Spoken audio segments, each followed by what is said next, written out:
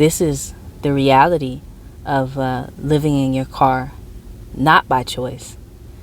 And we are really out here in these streets for real. So I never knew I would be for the streets, but you ain't for the streets. You in these streets, but you ain't for the streets. As for us and in this vehicle, we will serve the Lord.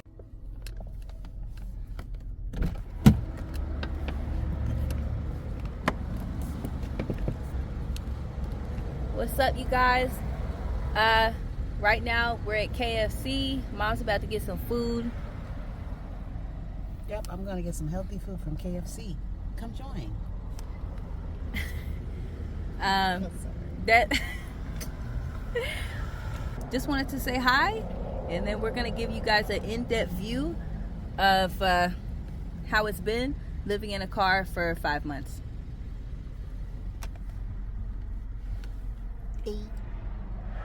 That's too much air. Do I have a boogie? Huh. I have a boogie. No? Crumbs on the face, boogers in the nose. Crumbs on the face, no boogers in the nose. Crumb, crumb, no boogers in your nose. Crumb, crumb, crumb, no boogers in your nose. Crumbs on the face, boogers in your nose. Crumbs on your face, boogers in your nose. No crumb, crumb, no boogers in your nose. Crumb, crumb, no boogers in. We should do that as a short. Okay. No crumbs on your face. Is it about to get hot in here? All right. How are we coping emotionally when we get discouraged? Let me go first. Or you want to go?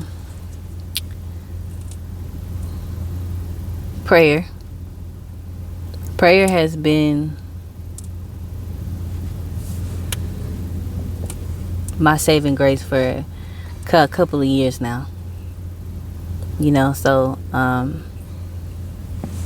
keeping God at the forefront is the most important thing for me. This has been a mental roller coaster. Like, I knew, like, the first night that we were gonna sleep in the car, like, I knew that I was, like, mentally prepared. Like, okay, like, you're gonna have to tap into a different kind of strength. Which is funny to say, because when you already been through so much, you like, dang, how many different type of strengths do I have to tap into? Like, where are they all? Like, do they all have secret locations in my body? Like, okay, next level, homelessness. You know what I'm saying? like that's how it is. Like, the more stuff you go through, it's like, level up. Are you prepared? Dun dun dun dun dun dun dun. It's like you in a video game. Like, every level you go up to, the more strength and the more equipment and the more prepared you have to be to face, you know, that challenge. And, you know, for me, I knew, I was like, okay, you're not gonna be able to get through this if you don't have a relationship with God. Like, you a stronger and a deeper relationship with God, because a lot of time, you know, when you're going through so much, it's easy to, which I feel like we have gone through, like, just like every day being so different, every day us having to put out another fire, every day us having to figure out another challenge. By the time the nighttime come, we exhausted. Then we wake up like, dang, did we even pray last night? You know what I'm saying? So it's easy to lose or to, like, minimize your time with God when you're involved in, like, chaos. Like, it's easy to, like, let go of that grip of that relationship with him because you're so involved in the things that are stressing you out. And it got to the point where, you know, I'm currently fasting right now, and I'm just like, I feel like I have to constantly be seeking him and seeking out what, you know, what he needs from me and what I need from him, so that I can stay focused and I can stay strong. So, you know, to me, I would say, you know, without constantly remembering, like, okay, let's go into worship. Like, if we didn't have that, I don't know how we'd be getting through this. Yeah, I would say. I mean, that's definitely is the way I would respond, and I mean, it's always been how, since I accepted the Lord, how I addressed it, situations. But of course, every situation clearly is different, that you go through. But God is the same, right? The situations may be more intense, or maybe they may be less intense, but God is still God. He's still the same. It's not cliche. Cliche thing to say.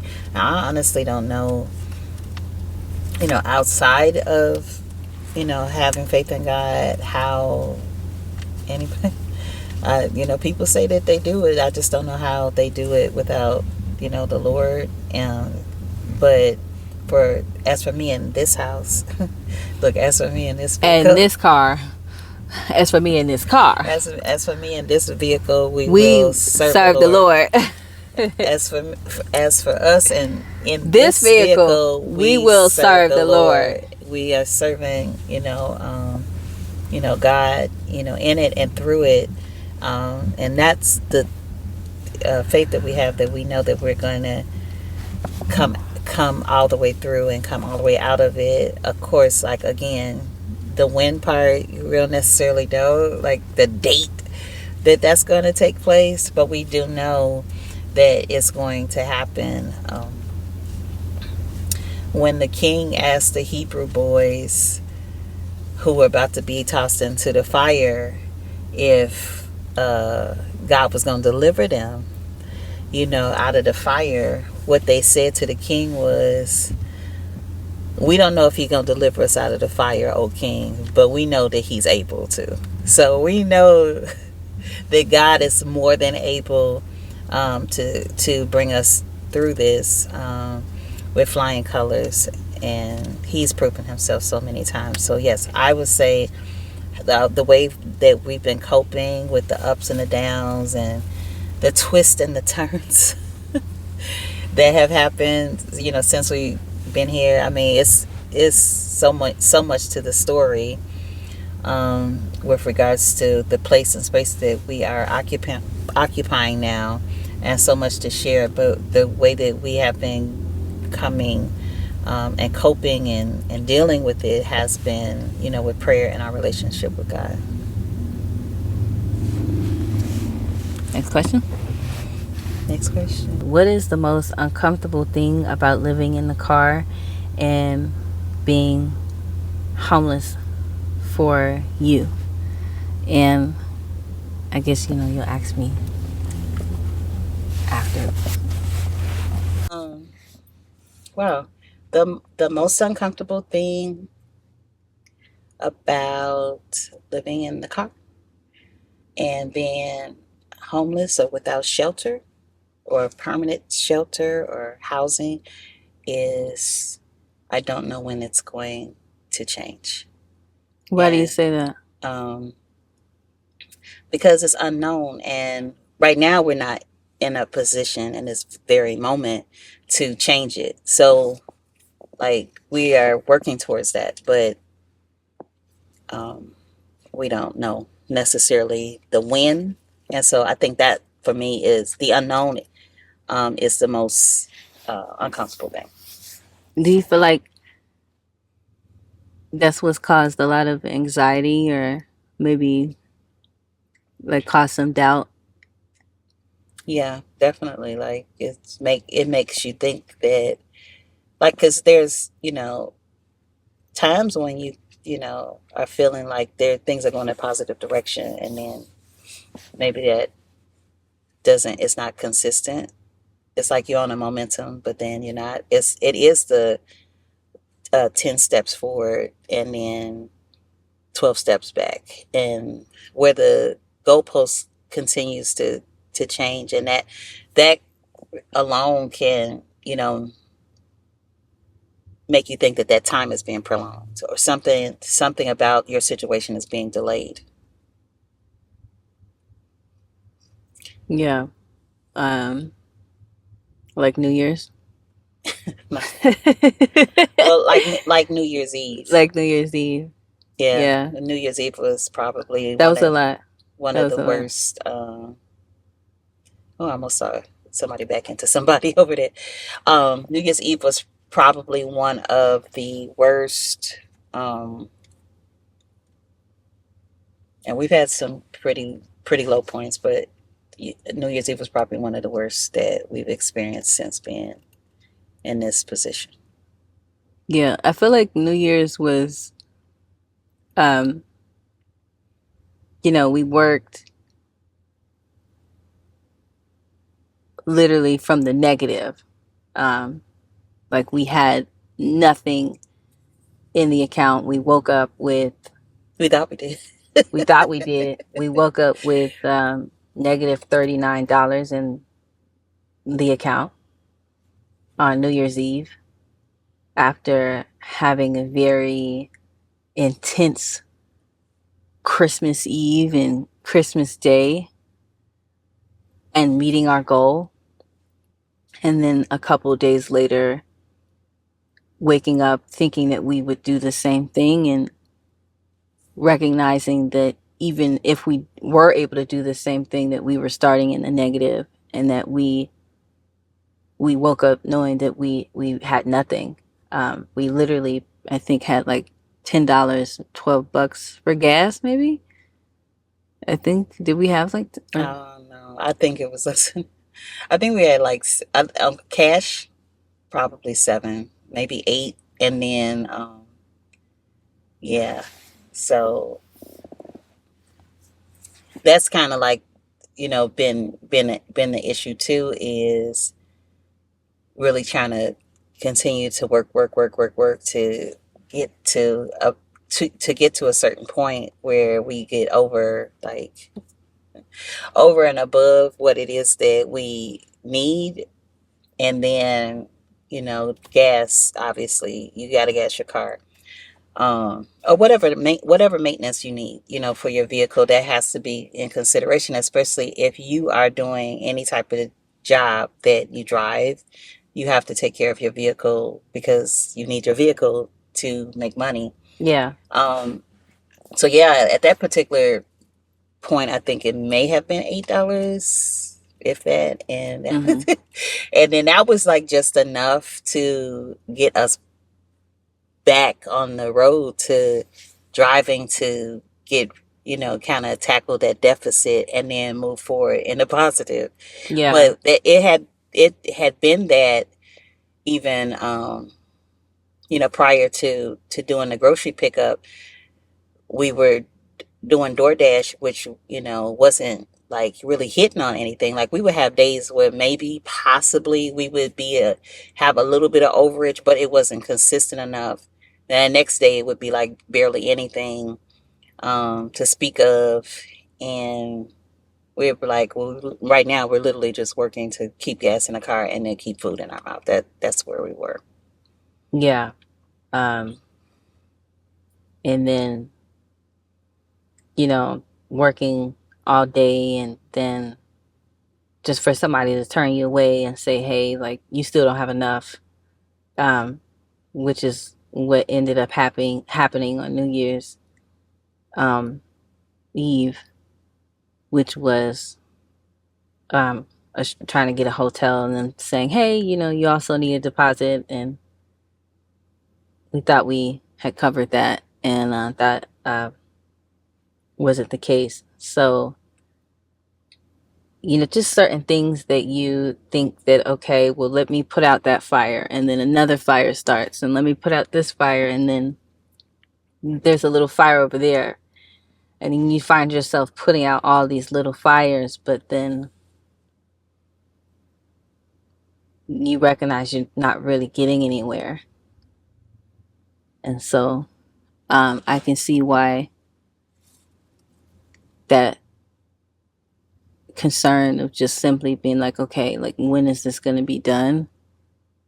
And I would say that I agree myself with that as well, because um, I had many nights where I wake up in the middle of the night and I'm like, okay, yeah, when is this going to be over? And that feeling of not knowing is very terrifying. It's like uh this big cloud like hanging over your head. Like, am I doing all this for nothing? You know, am I like, God, I know that you're here with me, but like, when you gonna show up? Because I know you, I know you call people to go through what they supposed to go through, but God, like where are you? Yeah, where are exactly, like, when are we gonna make our big, like, transition, either back to, not even back to where we were, because I mean, yes, we were in a stable place. This is literally the first time that this has ever happened. We've never been in a situation where we didn't have housing. Um, Well, not to this not extent. not no, not to the extent where we're staying in a vehicle. That's never happened before. No, but we've had moments where like us transitioning into a new From one place to place to and another that's and kind of not having, normal, but yeah, yeah, but not like, man, man, like, we ain't got no place to stay, like that's like, it. and this is it. The car is it, for us. So this, being in this place and space is very unfamiliar, and I think that um, is what has had us so very vulnerable. Um, so that, yeah, the not knowing, like, you need to be able to, if you're a planner, and if you're a planner and you're a strategist, that is the type of thing that's going to throw off your whole game, because now you're so used to planning things and strategizing, and that's kind of like how I operate. I think that, that's one of the things that kind of used to throw you off, because sometimes you'd be like spontaneous, and I'd be like, no, no, I need to know, when is this gonna happen, and how's it supposed to take place. Even when I was dealing with you and your brother, like, for school, I'm not one that likes impromptu stuff. So, like, if you come and start talking about something that's impromptu, and it's like, it throws like everything off. I think that's just like my makeup. Like, I just don't do like impromptu like very well. And I know that God, you know, knows how he made me, but he also knows that some of the ways that the Lord works is you trusting him and not always coming up with an answer, Mm-hmm. or your own narrative. And I think that probably has been one of the more difficult things too, is not that I, don't trust the Lord, but how, like, in the scripture it says, Lord, I believe, help my unbelief. Right. Um, and so, when the disciples are saying that, they're saying, yeah, there's some things that I believe you for, but there's some things that I'm struggling with. Like, I really need you to help me. And so we've never been down this road before, and we believe God. We know God. We've had God take us through so many things. We wouldn't even be here if it wasn't for the Lord. But because this is unfamiliar and you don't know how to navigate it, it's like, yes, I believe you, and I'm having trouble believing you for this. And I need you to help me, like, increase my faith. That, as he said to Peter, I pray for you so that your faith won't fail. Like, I'm Mm-hmm. praying that you stay stabilized in your faith, and so that this whole period of not knowing exactly when this is going to change, but desiring for it to change.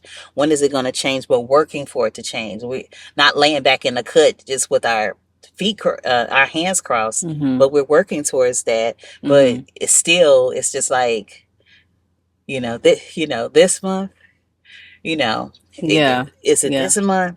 And then a lot of people, Even in outside of the situation, we've been in situations where when are we gonna, see this happen, or when are we gonna see that happen? So it's really the same thing, like, how we really have to lean on God, and trust and be in faith about things changing, whether that's your career, whether it's a relationship, a marriage, with your children, with your health, with your finances. This whole journey is reflective of believing God and really partnering with God so that things can turn around.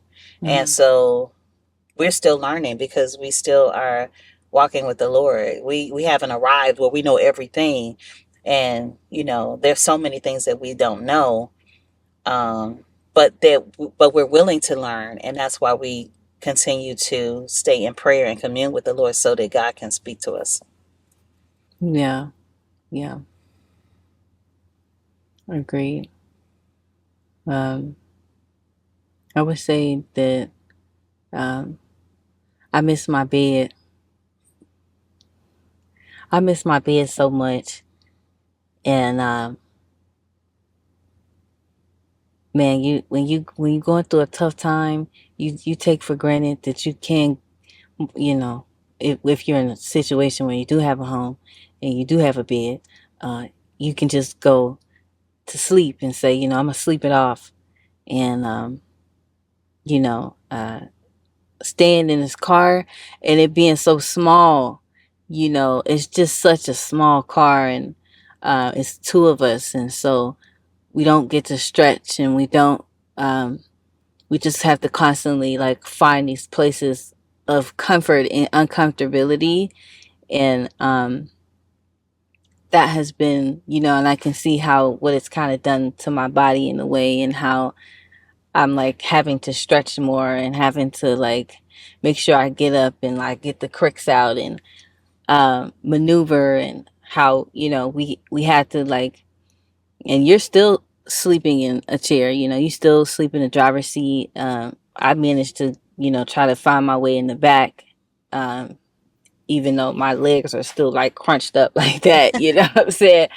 But I think for me, like, that's been extremely uncomfortable. And then knowing that, um, just being very vulnerable, you constantly on the outside, um, you have to, we can't store any food in here. So we have to always go out to eat. And, we always have to find ourselves in grocery stores, find ourselves in public bathrooms, find ourselves in gyms, there's no privacy. Even when you sleep, you can see like people walking, or you can hear like the sounds of people's car alarms going off. You can hear the police, you can hear the cars driving by. Um, that's the reality of living in your car when you don't specifically have it tailored to your needs, and us not having the additional excess of funds to, make this a more comfortable um, experience for ourselves. Yeah, we don't have like upgrades like somebody that maybe have a camper or a RV, or somebody Yeah, who has customized their van. And yeah, usually in those particular places, people specifically are doing that because they're either traveling or they have designed it so that they can be comfortable. So this vehicle is definitely not designed for that. Definitely wasn't intended, I'm sure, for anybody to sleep in. It's not an SUV or anything like that. Um, where you could like have a little bit more leg room or stretch room or whatever. Um, and of course, we're not using the vehicle to travel and sleep in. So yeah, it's been quite an adjustment. what have we learned from this experience? Um, Your turn. we've learned and are still learning. But what I have learned is that do not put don't lean and trust on the arm of man, and don't lean and trust on the arm of government to help you make it in this life. That has been my lesson. Why you say that? And it's not that I didn't already know that, but it makes it more obvious when you're in this situation. So like when you are able to fully take care of yourself, like you have the maybe you have the funds, you have the job, or whatever it is, you don't really think about, like, it's not necessarily a thought in your head that, like, when you get up the next morning, that something in your basic need is going to be missing. But when you in this particular position where, you know, you've applied for positions, like I've applied for positions, and you've either been underemployed, meaning you don't have enough money that you're being paid, or enough hours, or both, because that happened, you know, once I got here, and then you have to rely on, you know, other means like doing driving and delivery and stuff like that, which oftentimes is inconsistent. Then you're like, and then maybe you're tapping like other people in cases of emergency, where you're like, hey, I need this, I need that, but those people unfortunately are not able to help you the way you thought that they would be able to help you in that particular moment. Mm-hmm. Then you're like, okay, I can't lean and depend on other people to you know, get me out of this, right? Yeah, people. Right. She ain't talking about she get her money from Mz. Oh, on her roster. No, I'm not even on that. I'm not even on that at all. No. Because I've always been independent. My mom used to say, like, you were so independent as a child. Like, we would try to, like, put you on our lap and you would just slide off our leg and just go do your own thing. So I have always been, like, I'm not going to say, like, alone, but I've always been like, I got this. This has really shown me that whole I got this beating my chest type of thing is not what it's for the you birds. thought. I got this. Like, this is a lot to got. Like, everything is... somebody else needs to have this. Right. Yes. Like, everything has been, like, so, like, expensive and high, and, like, I don't know where people are what other people are dealing with. We could talk about our situation. I don't know what other people are dealing with, but, like, everything is high. Groceries are high. You know, it's expensive to put gas in the car. It's like everything costs you. Even like if you wanted to eat out, which we don't make it a habit to do, or we try to find deals or whatever for hot food in particular. But even that is very expensive. So we have, you know, even tapped like people that are, you know, relatives and stuff when we've had emergencies. Like, we're not calling people up and asking people for money every 5 minutes, because, you know, people ain't got it. People don't have it. Even if we was, like, even in the case of emergency, people were struggling to, like, try to help because they have their own situations, and we understand that. And, you know, as far as, like, governmental help, well, you know, it's the government. You're not gonna qualify for a lot, and you're not gonna get a lot.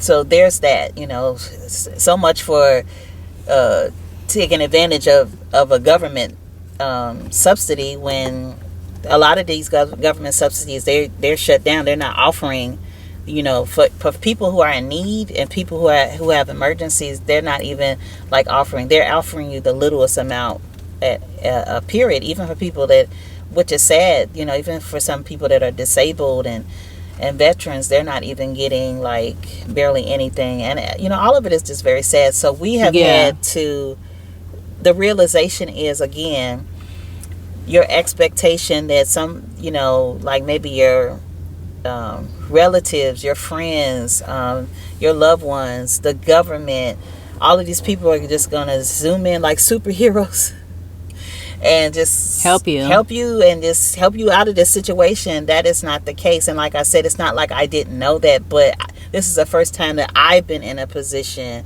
where it's been obvious that that was not going to be your answer, right? So when you've worked all of your life like the both of us have, and put into the system, you're not going to be able to get out what you put in, right? If you a taxpayer is not going to be able to get everything that they paid in taxes out when they need it.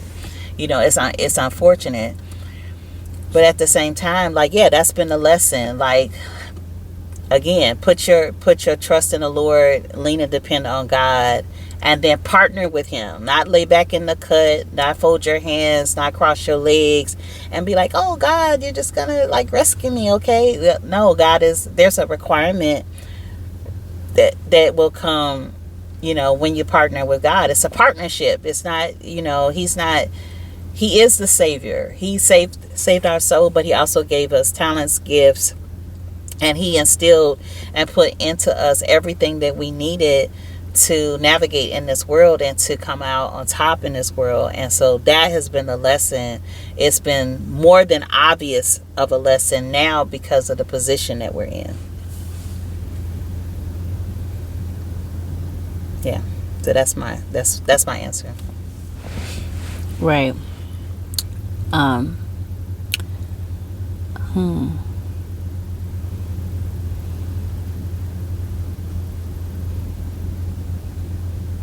You know that I enjoy seeing how other people live their lives a lot. It took me a while to know that that's what I really like, or that I really enjoy that. But I see, just like living out here, like, I see how many other people are in our situation. It's a different person each day pulling up in this parking lot. There's another family. We've seen families out here with their kids. We've seen people out here by themselves. We've seen people out here, homeless people out here, who literally got memberships and then they go in a corner and go sleep outside. We've seen so much, and it's almost like a community where we are. We didn't know that was, we didn't go on Facebook and find it. It found us. And we realized that, not that we all talk to one another, but, we realized that when people are broken, it's like their energy almost magnetizes to one another. So there's just so many people in this lot who are living in their cars. And so I'm just in awe at that, because there's just so many things I really didn't know. And I ain't been living up on a high hill, but I've never, I never knew that we'd find so many people living in their cars. And, so I feel like this has just been such an eye-opening experience, and just knowing, like, there's so many people struggling right now who cannot afford their rent, who are literally one paycheck away from being in our situation. They're terrified. They don't want that to happen. Maybe they don't even have a car. And so I just have to sit back, and say, okay, I didn't want this, but, like, what is this showing me? And so I feel like for me, that's what has been, that's something that has changed me for sure. So I would say that, living in this car for the past 5 months has been a journey for sure. And we're just now finding a place of peace to, wake up and function in a manner that will allow us to have some progress, because instead of, like, being in a state of shock and not really knowing, like, what to do, and experiencing a lot of like mental highs, lows, and that really taking a lot of your day up. So this is the reality of living in your car, not by choice. And we are really out here in these streets for real. So I never knew I would be for the streets, but ooh, you ain't for the streets. You in these streets, Oh, but you yeah. ain't for the streets. what's that mean? For the Being for the streets is something else. Okay. That means she's for the streets. Oh no. You in these streets. Yeah, correction. See, I be having to like put my mom up on game. You know, but yeah, that's our story, and That's our story, and we're sticking to it. we're sticking to it. And this is the real behind the scenes, and we gonna keep it real with you guys. And this is not no joke. This is not easy. This, most of the time, it ain't fun. It isn't cute. It isn't something that you can just wake up and decide, you know, you want to do. You really, if you really wanted to do this for real, you know, obviously you have to really know what you're doing and plan that out. But for the people that you see living in their cars, who seem alone, and maybe, you know, we have towels and stuff to give us some shelter. There are people out here who literally, we will wake up and walk past them just knocked out with like a shirt over them, and you know, no coverage over their cars. Like, they don't have the access to make it comfortable, and so private, you know. So this is very much the real this is, what am I trying to say, this is very much the reality of living in your car, after that being this is the reality of living in your car if that was your only option. Absolutely. And this has been our only option right now. So thank you for watching and listening, and we'll be back with another video. Peace. Bye-bye.